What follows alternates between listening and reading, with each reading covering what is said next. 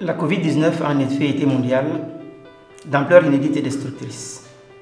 Elle a touché tous les États et la Côte d'Ivoire n'a malheureusement pas fait exception, même si elle a globalement mieux résisté que d'autres pays. Le tissu économique national, qui est constitué d'entreprises jeunes et fragiles, a été violemment secoué par cette crise sanitaire qui s'est doublée d'une crise économique. Le secteur du BTP a subi une baisse d'activité due à la contraction de la commande publique. Il a néanmoins soutenu l'économie nationale au prix d'une forte résilience et de lourds sacrifices. Malgré l'amélioration progressive de la situation que nous notons actuellement, force est de reconnaître que les effets de la crise sanitaire se font encore ressentir.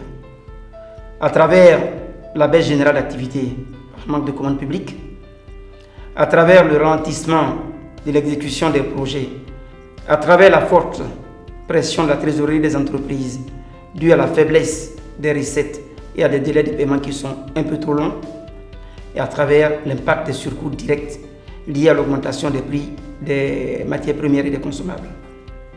Dans cette concertation État-secteur privé que nous avons en Côte d'Ivoire, c'est une volonté partagée entre le secteur privé et l'État de Côte d'Ivoire, mais cette fois dans la perspective de trouver des solutions appropriées pour la relance de l'activité et afin de renouer avec une croissance forte et durable pour tous. Dans une situation de crise exceptionnelle, telle que nous l'avons connue, tout est destiné d'abord à sauvegarder le tissu économique et à ensuite préserver la relance de l'activité constitue une opportunité. C'est en cela que l'initiative du gouvernement, qui a visé à soutenir les acteurs économiques par la création d'un fonds de soutien aux entreprises, est à saluer. Dans ce dialogue avec l'État, qui est essentiel pour les entreprises du BTP, le GIBTP souligne des points d'intérêt et d'attention qui peuvent jouer positivement sur la vitalité du secteur du BTP et de façon générale sur l'économie nationale. Et je citerai de façon non exhaustive la création et la promotion des champions nationaux, comme cela a pu se faire dans des pays non loin, la réduction des délais de paiement afin de soutenir les trésoreries, je dirais, très fragilisées, une fiscalité moins alambiquée et plus prévisible serait une aide pour les entreprises.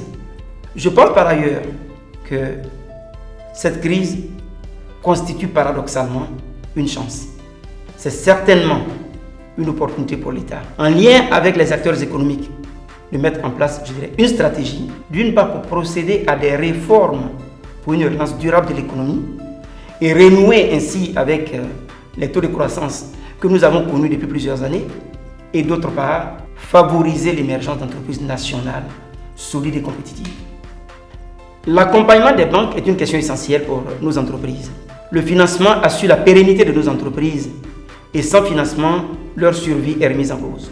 Afin de rendre le projet acceptable, j'ai une stratégie en 3 mots: transparence, confiance et persévérance. Il est connu de tous que la crise sanitaire a fortement fragilisé le tissu économique national. Mais la résilience des sociétés du BTP a été forte et les perspectives sont toujours encourageantes. Bienvenue donc aux nouveaux aventuriers du BTP, nous les attendons.